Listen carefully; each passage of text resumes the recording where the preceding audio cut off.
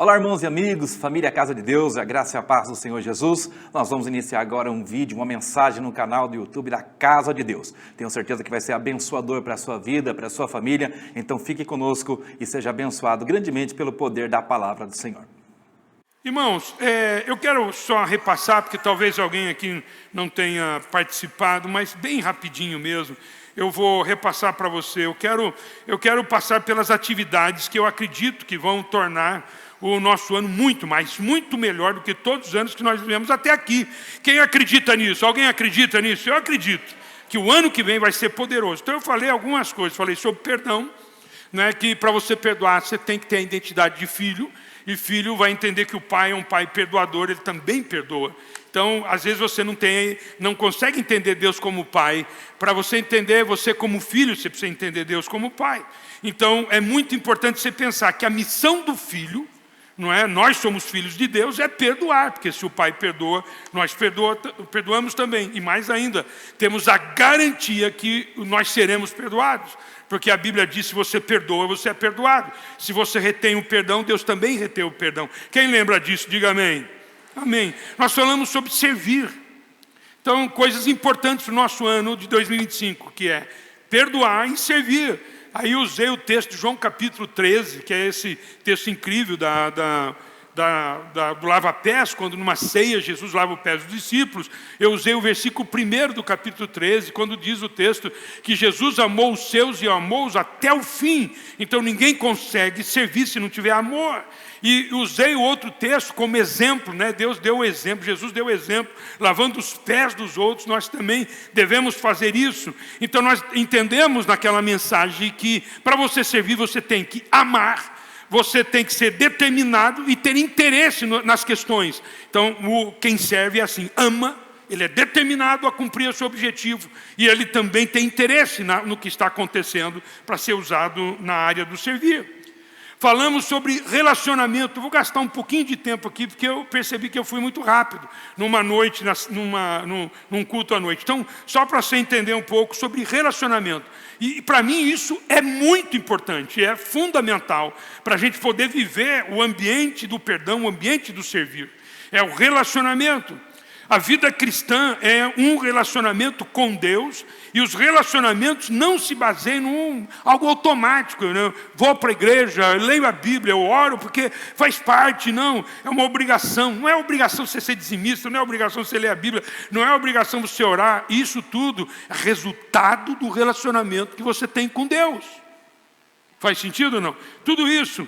Oséias capítulo 4, versículo 1 diz assim, vamos ver se vai o texto aqui. Oséias 4:1 diz assim: ouvi a palavra do Senhor, vós filhos de Israel, porque o Senhor tem uma contenda contra os habitantes da terra. Porque ele diz assim, não há verdade, nem amor, nem conhecimento de Deus. Então a gente concluiu que os relacionamentos mais importantes, que são aqueles relacionamentos familiares dentro de casa, e o relacionamento com Deus são baseados nesses três pilares, eu diria assim, que é verdade, amor e conhecimento. Eu não consigo viver um relacionamento profundo sem ser verdadeiro. Está certo ou está errado? Então, sem ser verdadeiro, para ter um relacionamento profundo com Deus, ou com a minha família espiritual, ou com a minha família biológica, eu tenho que ter verdade, tem que ser verdadeiro. Até contando um erro que se porventura tenha cometido. Então, verdade, eu tenho que ter amor, mas eu tenho que conhecer com quem eu me relaciono. Escuta, isso eu já li sobre isso, essa é uma das razões que a família biológica tem tanto compromisso com ela mesma. Que é tão forte porque eles têm um relacionamento, um conhecimento um do outro muito profundo. Não é só sobre o sangue, mas é sobre o tempo. Anota isso, relacionamento não é só sobre o sangue, é sobre o tempo que se dedica. Eu já ouvi casos de filhos que viajaram longe e acabaram perdendo o relacionamento com os pais.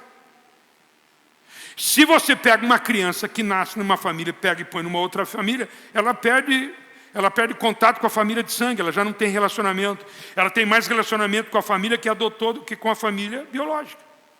Porque o tempo de relacionamento é mais forte e mais importante do que o sangue.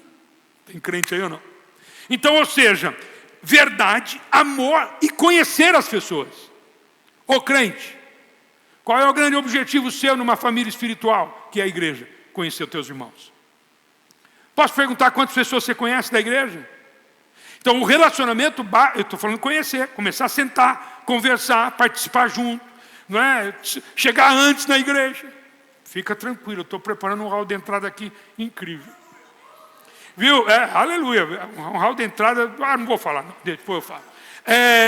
Mas assim, porque você precisa ter relacionamento. Então procure os ambientes que hoje a igreja pode proporcionar.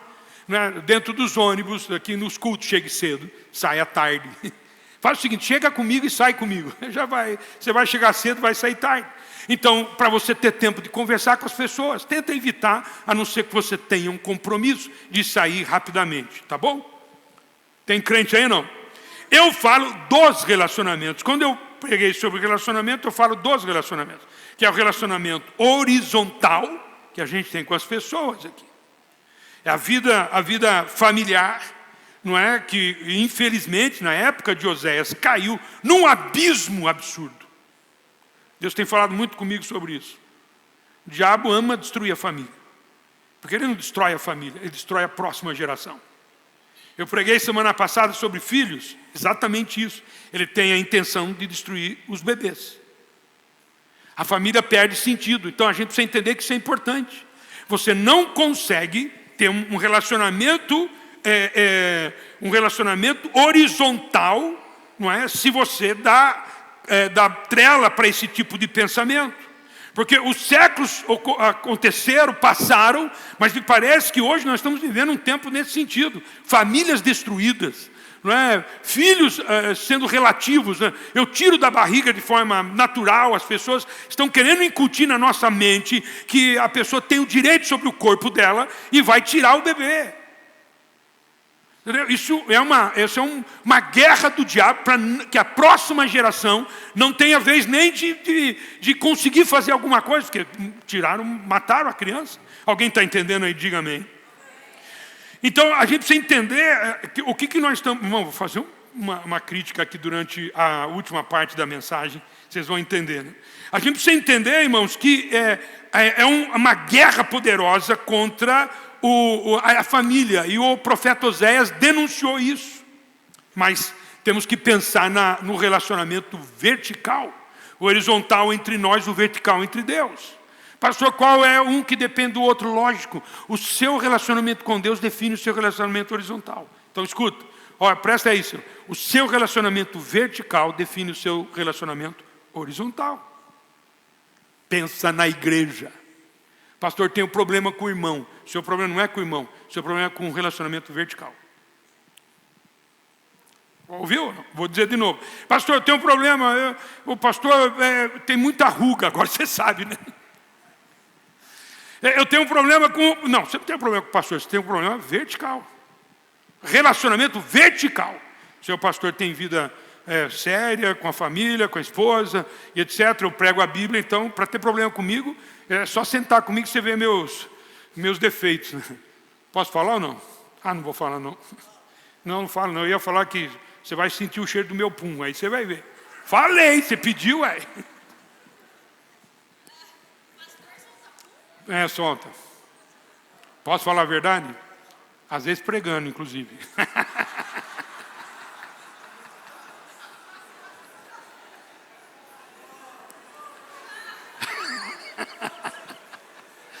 Eu estou ficando muito íntimo. Estou contando coisas muito íntimas minhas. Que é isso?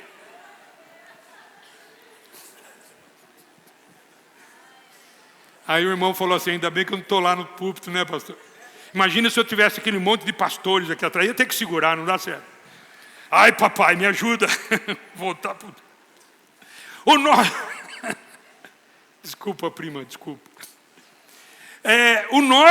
Volta para a mensagem, volta comigo aqui. Então, o nosso problema, a gente precisa estabelecer esse relacionamento vertical profundo. Ele vai nos ajudar nos relacionamentos verticais. Porque nos relacionamentos, horizontais, porque no relacionamento horizontal flui facilmente o perdão. E o servir. Então, escuta, anota isso. O relacionamento vertical, ele ajuda você a viver o servir, o perdoar e o servir. E que o perdoar e o servir está muito baseado, aliás, totalmente baseado no relacionamento horizontal. Você não consegue viver em família, você não consegue viver no trabalho, você não consegue viver em família espiritual se você não tiver o perdão e o servir. Alguém está entendendo aí ou não? Então, quando você estabelece firmeza no seu relacionamento vertical, ele vai abençoar você no relacionamento horizontal, que também o vertical precisa de verdade, amor e conhecimento. Ou seja, você tem que ser verdadeiro com Deus, não adianta, porque Ele também já sabe tudo. E você tem que amar muito a Deus, e você tem que conhecer a Deus, para que esse relacionamento vertical seja tão profundo que ele impacte o seu relacionamento horizontal. Tem crente aí? Diga amém. Oh, glória a Deus, abre lá em Oséias. Oséias capítulo 1, eu vou ler com você os versículos que vou discorrer sobre o que eu quero falar para terminar essas 4 coisas. Então anotou aí, né? Perdão, servir, relacionamento. E o quarto é isso aqui, ó. Pode escrever, profetize. Você vai entender. Profetize. Palavras que você vai dizer sobre a sua vida, sobre o seu ano 2025, sobre a sua igreja, sobre o seu pastor, sobre os seus irmãos, sobre o seu pai, sobre a sua mãe, sobre os seus irmãos biológicos. Escreve aí, profetize. O pastor tirou da história de Oséias 4 coisas que você vai mudar a tua vida, vai mudar o teu ano de 2025, vai ser poderoso. A partir do versículo 2, eu vou ler até o 11, tá bom? E depois leio o primeiro versículo, capítulo 2. Quando pela primeira vez falou o Senhor por intermédio de Oséias, então o Senhor lhe disse, vai, toma uma mulher de prostituição e terás filhos de prostituição, porque a terra se prostituiu, desviando-se do Senhor. Foi-se, pois, e tomou Gomer, filha de Dablin, e ela concebeu e deu um filho. Disse-lhe o Senhor, põe-lhe o nome de Jezreel. Jezreel é o Deus que espalha. Tá? Jezreel significa o Deus que espalha. Porque daqui a pouco castigarei pelo sangue de Jezreel a casa de Jeú e farei cessar o reino da casa de Israel. Naquele dia quebrarei o arco de Israel no vale de Jezreel. Eu fui nesse vale, já te falo. Tornou ela a conceber e deu à luz uma filha. E disse o Senhor a Oséias, põe-lhe o nome desfavorecida, porque eu não mais tornarei favorecer a casa de Israel para lhe perdoar. Deixa eu fazer uma pergunta para você, anota isso. Deus, ele fala a verdade ou ele mente? Deus, ele mente alguma vez? Então você tem que prestar atenção nisso. Porque ele está dizendo assim, ó, tá ele? Porque eu não mais tornarei a favorecer a casa de Israel para lhe perdoar. Versículo 7. Porém, da casa de Judá me compadecerei e os salvarei pelo Senhor, seu Deus, pois não os salvarei pelo arco, nem pela espada, nem pela guerra, nem pelos cavalos e nem pelos cavaleiros. Versículo 8. Depois de haver desmamado a desfavorecida, concebeu e deu à luz a um filho. E disse o Senhor a Oséias, põe-lhe o nome de não meu povo, porque vós não sois meu povo, nem eu serei o vosso Deus. Deus mente ou não? Não. Versículo 10. Todavia, ou está dizendo, a respeito do que tudo foi falado, todavia, o número dos filhos de Israel será como a areia do mar, que se não pode medir nem contar. E acontecerá que no lugar onde se lhes dizia, vós sois meu povo, se lhes dirá, vós sois filhos do Deus vivo. Os filhos de Judá e os filhos de Israel se congregarão e constituirão sobre si uma só cabeça. E subirão da terra, porque grande será o dia de Jezreel, que não combina o Deus que espalha com uma só cabeça. Faz sentido ou não? Não combina. Capítulo 2, versículo 1. Chamai o vosso irmão, meu povo, e a vossa irmã, favor. Irmãos, perceba que o nosso papel para vivermos um ano como nunca antes vivemos tem muito a ver com a nossa postura de fé, a nossa postura de homens e mulheres de Deus.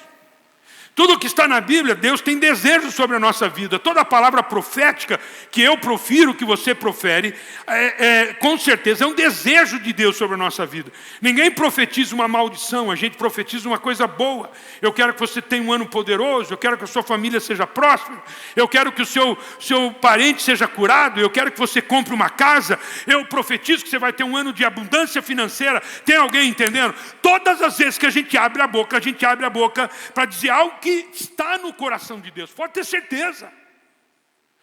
Quando alguém conhece a história de Oséias, ele só pode dizer: Deus quer o melhor para a minha vida. Não é possível. Ele só tem coisas boas para fazer na minha vida. Ele só tem coisas que vão me tornar uma pessoa mais feliz nessa terra. Eu tenho certeza que Deus quer dar aquilo que você quer.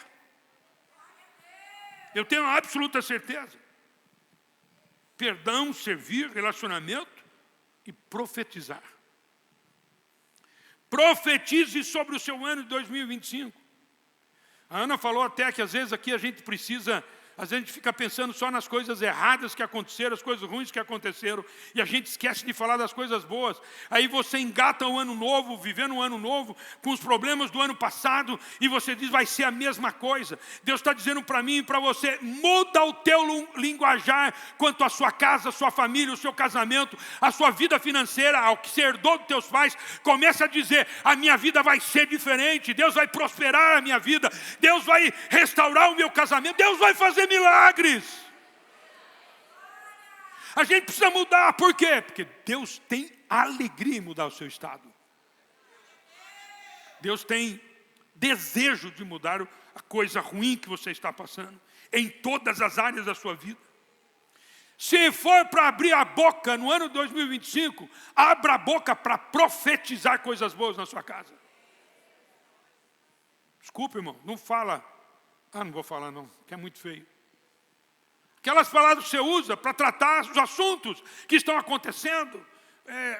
Dá vontade de falar, mas não vou não, já falei muito hoje.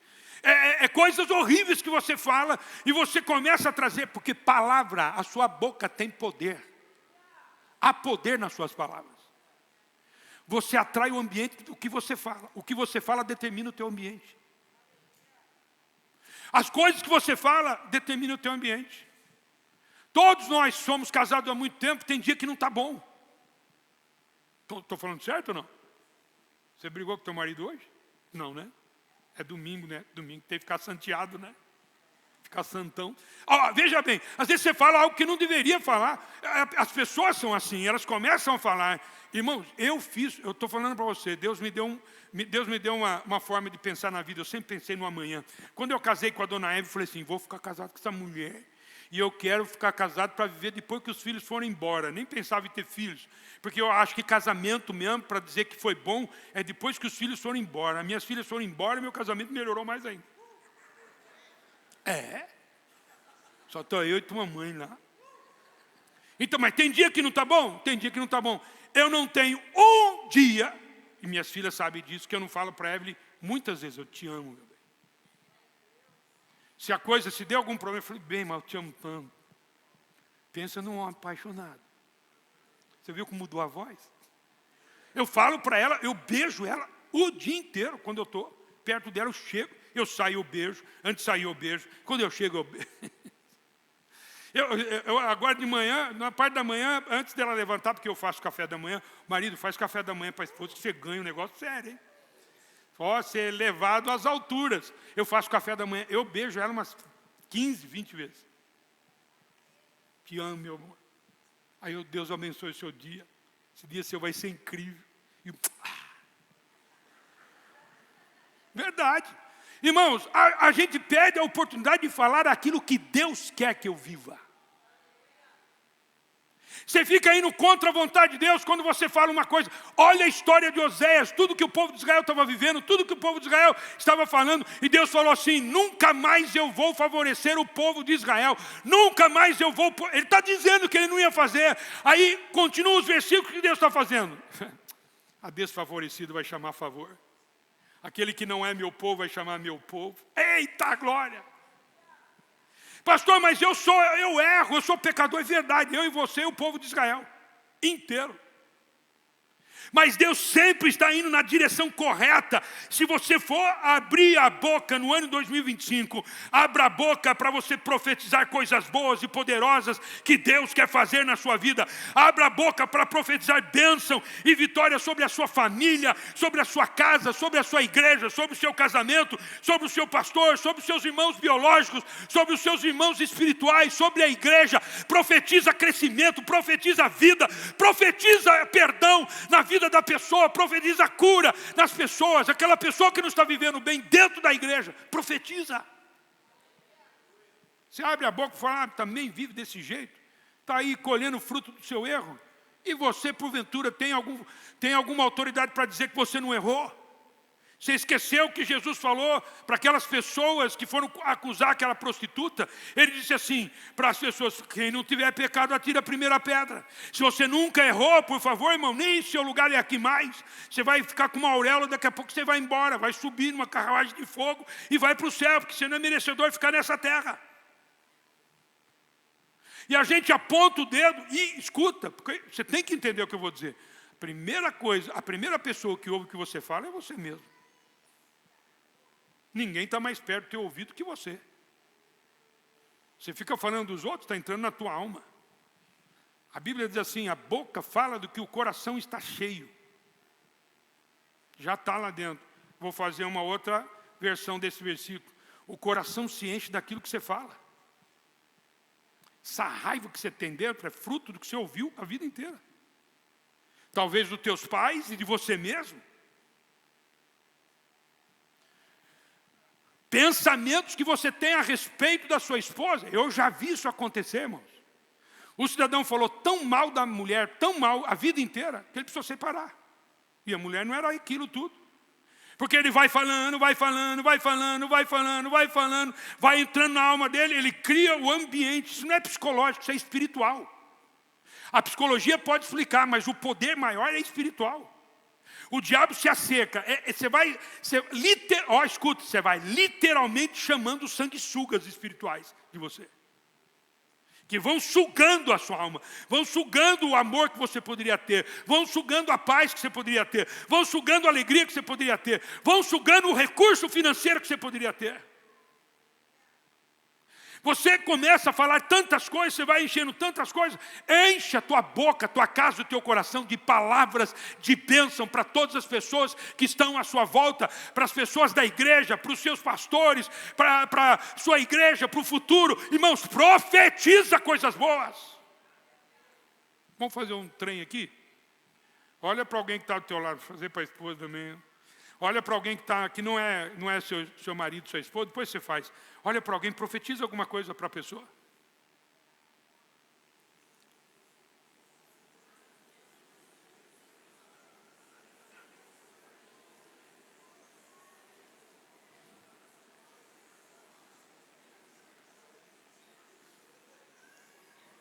Parece um enxame de abelha aqui.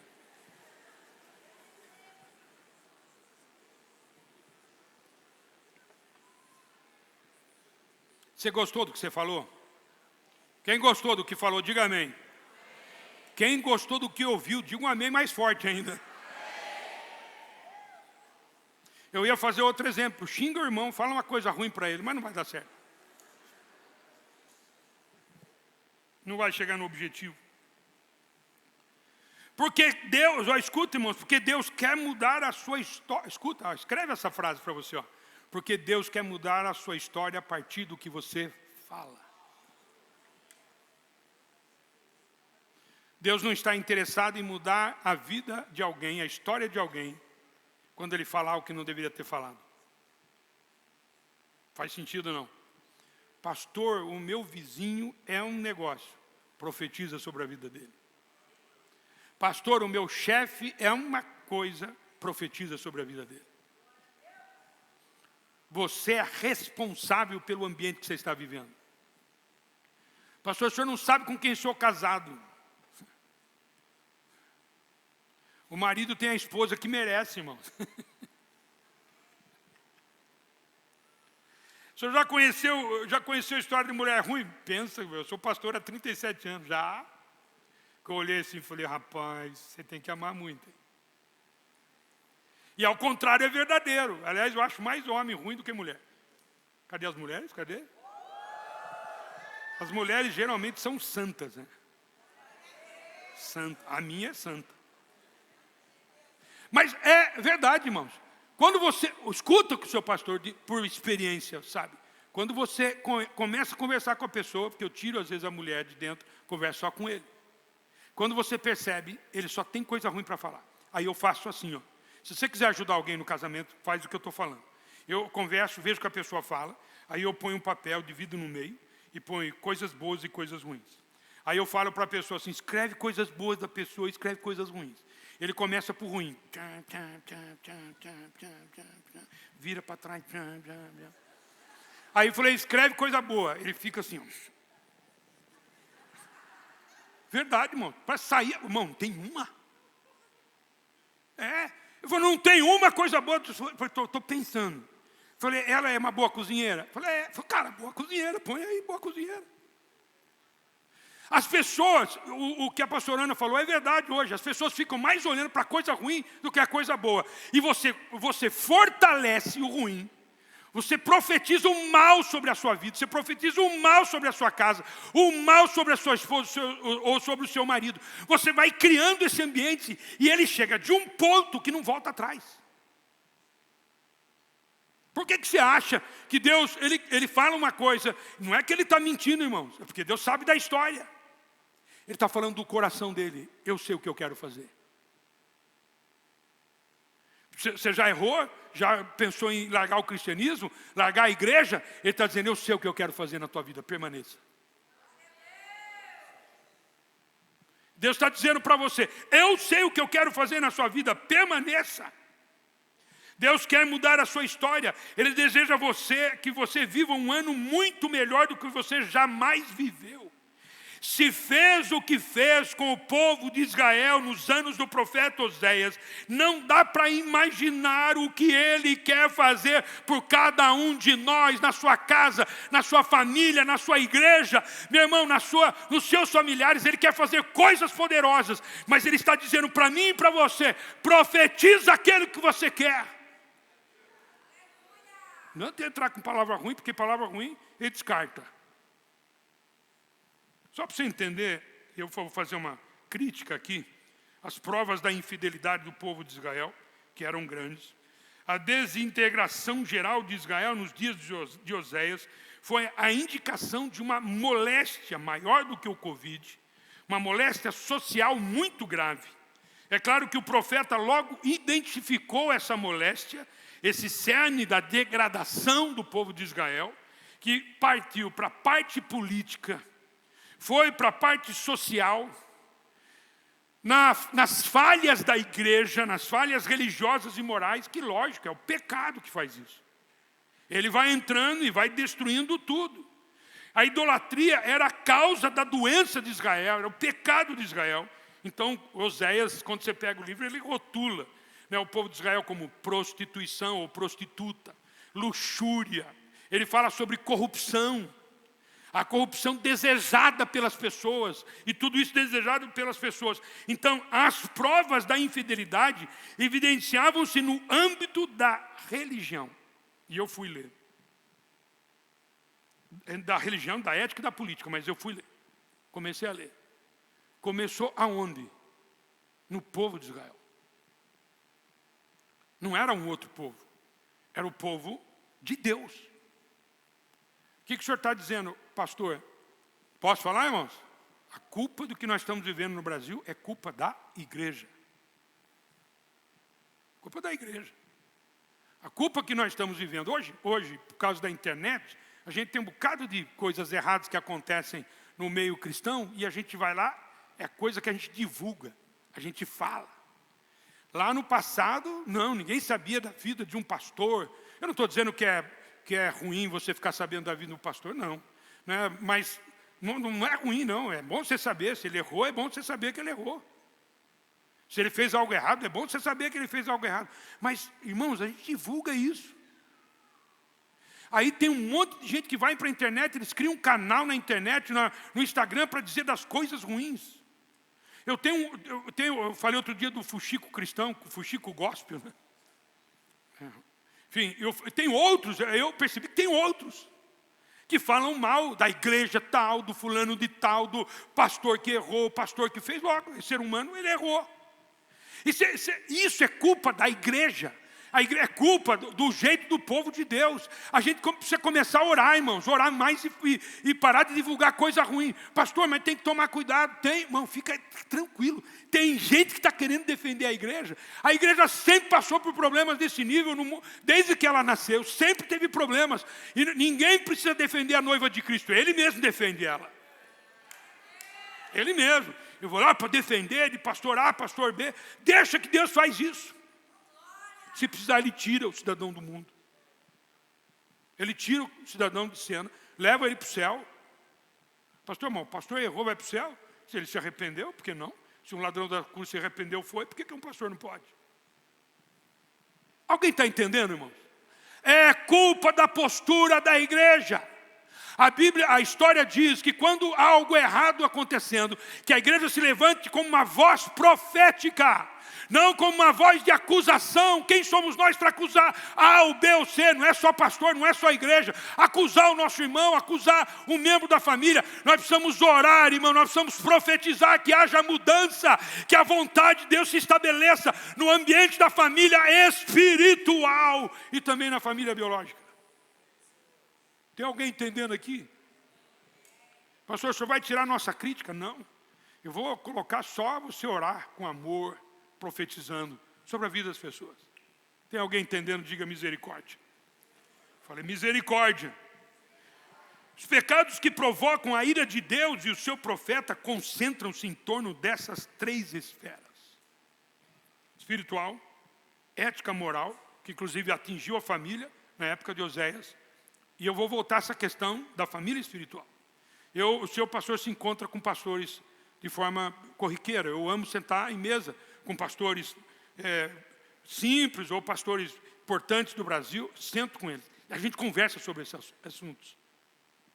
Nós sabemos que precisa ser tratado coisas dentro do cristianismo. Nós sabemos que precisa ser tratado dentro dos seminários o que acontece. Quando eu trago alguém para trabalhar com a gente conversa com a pessoa, porque a gente fica alvo do diabo. Então, tomar os cuidados, os devidos cuidados. O seu pastor fala sobre 3G.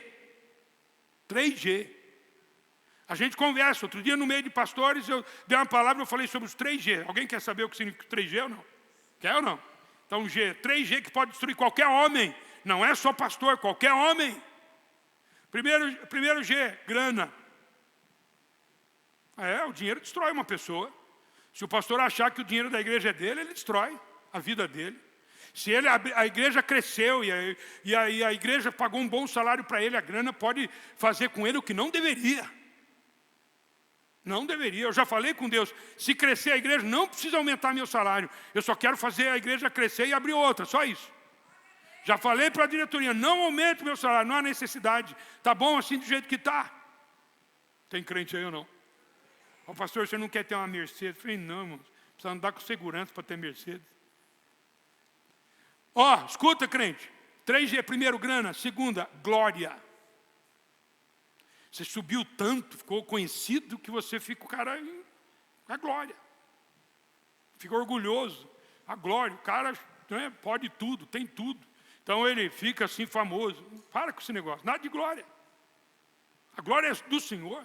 Não foi eu que fiz, não foi eu que construí, foi a minha inteligência. Não, irmãos, foi tudo obra do Espírito Santo. Não traga para você aquilo que não lhe pertence. Se tem uma coisa que não lhe pertence, é a glória. Essa glória pertence só a um, que está sentado no alto sublime trono. Dá uma salva de palmas para ele, por favor. E a terceira coisa na vida de um homem, garota. Garota pode destruir a vida de um homem, pode destruir o ministério de alguém.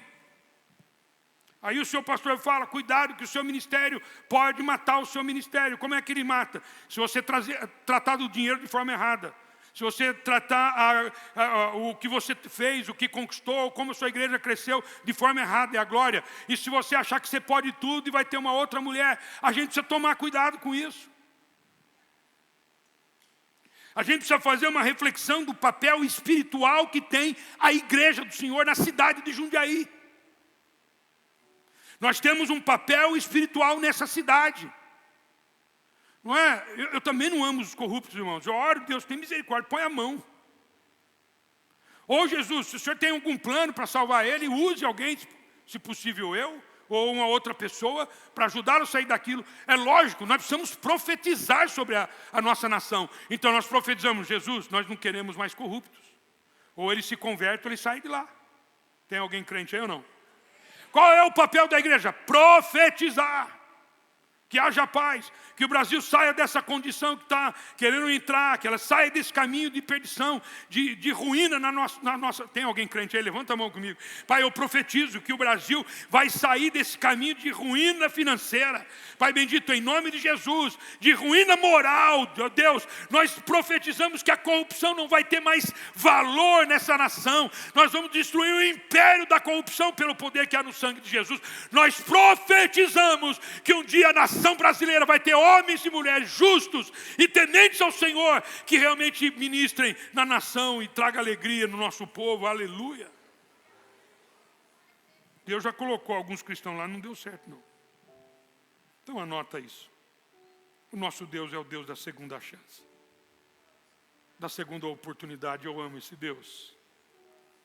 Olha o que Deus fez com o povo de Israel no tempo de Oséias. A Bíblia diz assim que o número dos filhos de Israel será como a areia do mar, que não se pode medir ou contar. O que ele está dizendo para mim e para você? Eu posso fazer tanta coisa na tua vida. Eu acredito que você vai para o céu. Mas eu não gostaria que você ouvisse lá, lógico, vai ser alegria plena no céu. Mas eu não gostaria que ele chegasse para você lá, você chegando no céu, e ele dizer assim para você, podia fazer tanto mais. Você sabe que é uma das coisas que eu me preocupo hoje? É isso. E ele falar para mim, eu podia fazer tanto mais na sua vida. Mas você mesmo não acreditava. Eu sei que você vai chegar no céu.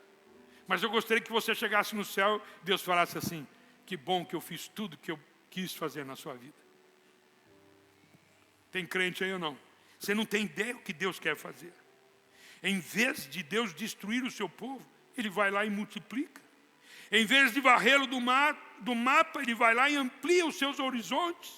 Em vez de limitá-lo, ele vai e expande a sua visão. Ele coloca numa outra dimensão do povo de Israel, que não acreditava.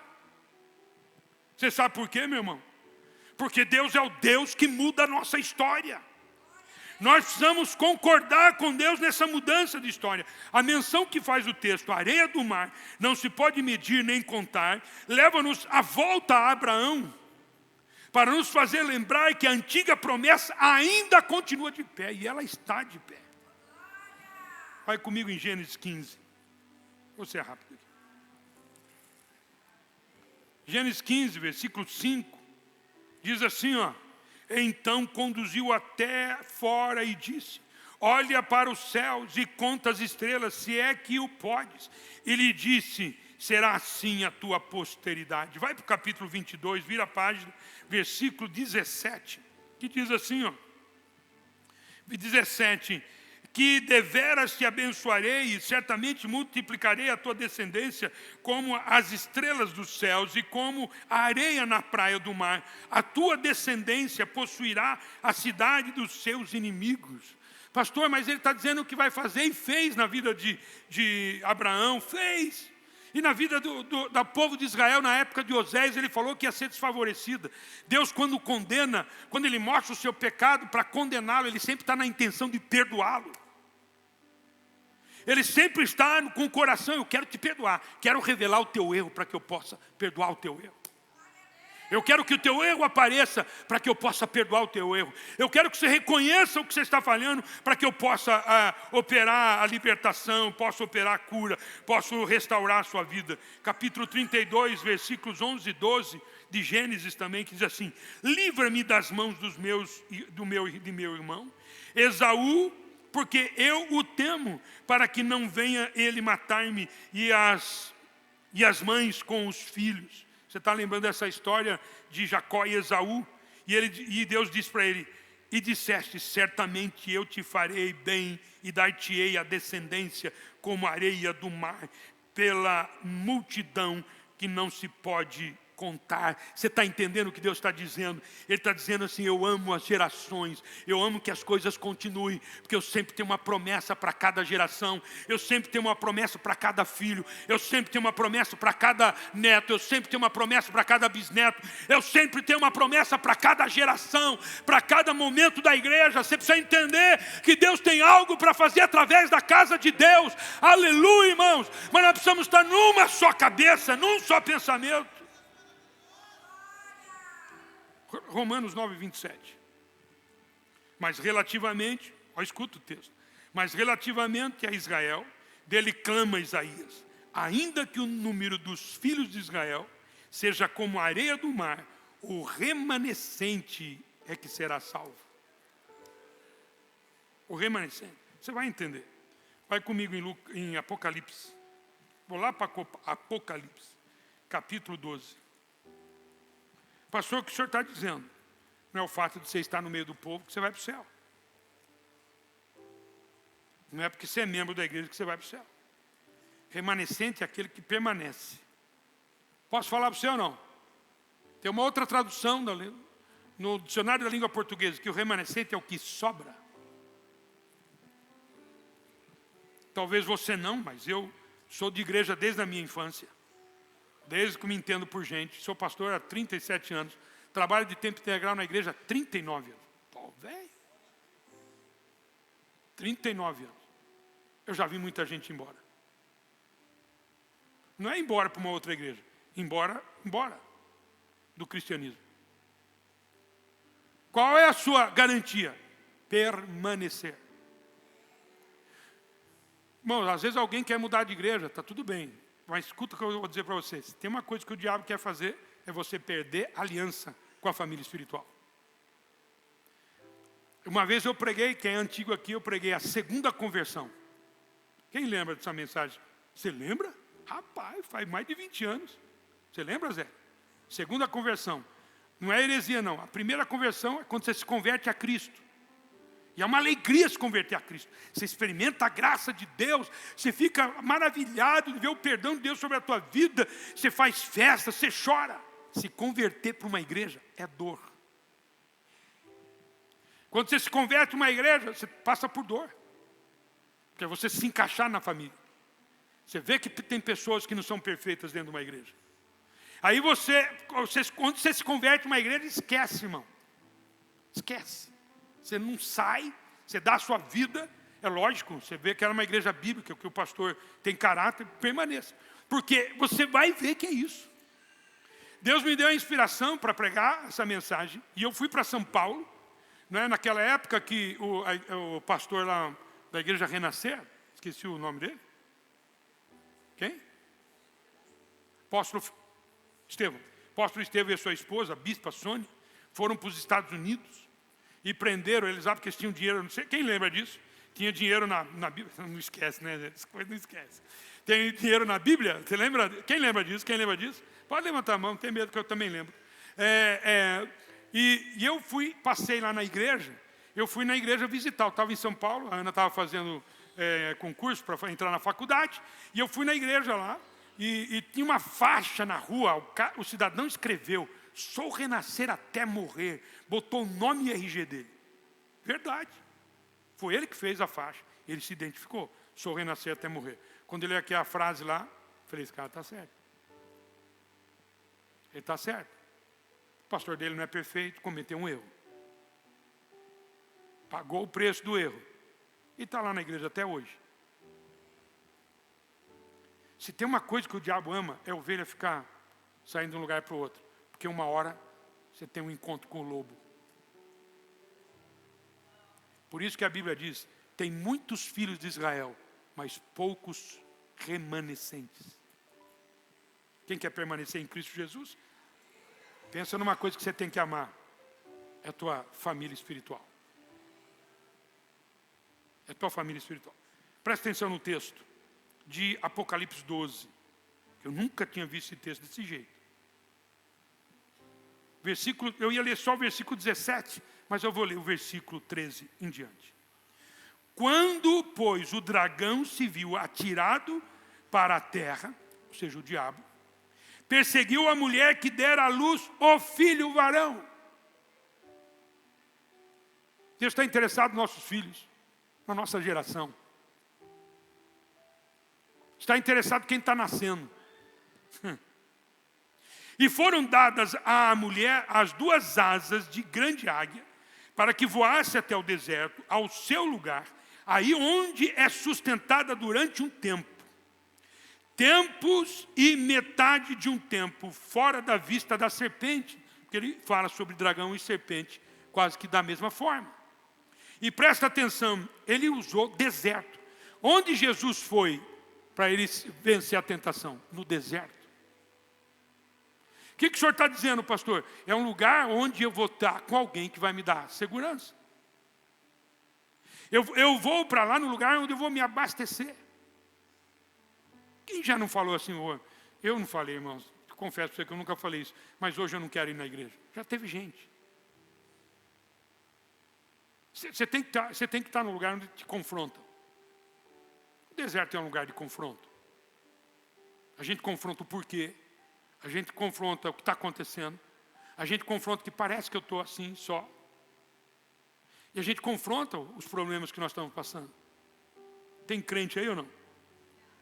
Então a serpente arrojou da sua boca, atrás da mulher, água como um rio, a fim de fazê-la com que ela fosse arrebatada pelo rio.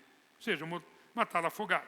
A terra, porém, socorreu a mulher, e a terra abriu a boca e engoliu o rio que o dragão tinha arrojado da sua boca. Olha o versículo 17. Irou-se o dragão contra a mulher e foi pelejar contra os restantes da sua descendência. Os que guardam os mandamentos de Deus têm o testemunho de Jesus e se pôs em pé sobre a areia do mar. Eu quero que você entenda o seguinte: o que você fala, o que você profetiza, não vai atingir apenas a sua vida e a sua geração, vai causar prejuízo na sua descendência, porque o dragão, a serpente, o diabo está atrás da nossa descendência, está atrás dos nossos filhos e netos. Ele tem desejo de destruí-los antes de saírem da barriga da mãe. Por isso que ele está atrás da mulher. Aliás, desde o começo ele esteve atrás da mulher. E ele continua, para tentar destruir o plano de Deus. A gente precisa criar um exército de profetas, que profetizem coisas boas, para fortalecer a nossa fé, e para abrir o caminho que Deus possa fazer grandes coisas na nossa vida. Tem crente aí? Fica em pé, por favor. Fica em pé. Oh, glória, glória. O último domingo de 2024. Você está brincando, hein? Já foi. Deus permanece fiel à sua promessa. Deus vai cumprir as suas promessas sobre a casa de Deus como uma família.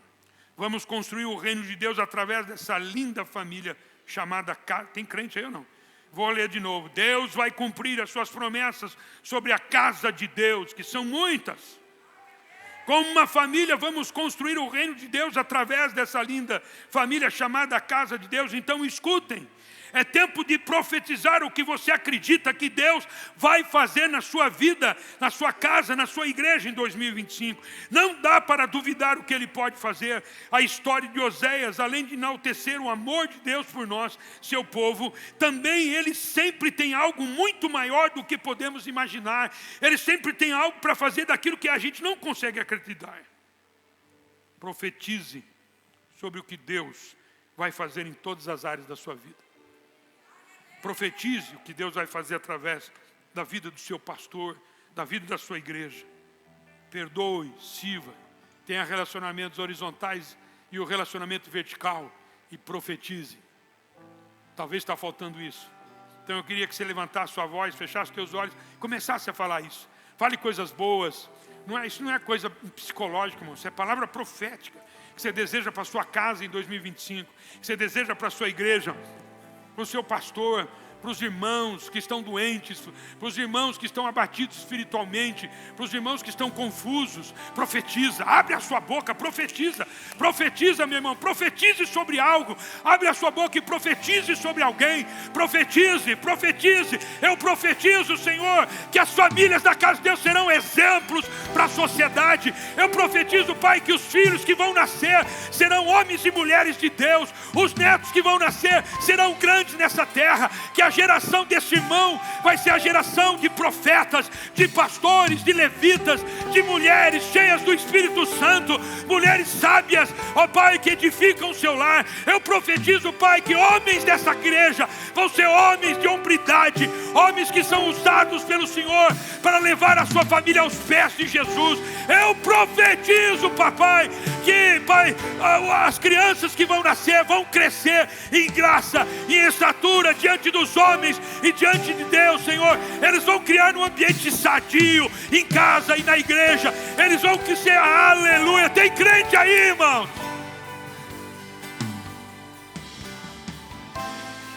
Profetiza, profetiza. Abre a boca, por favor.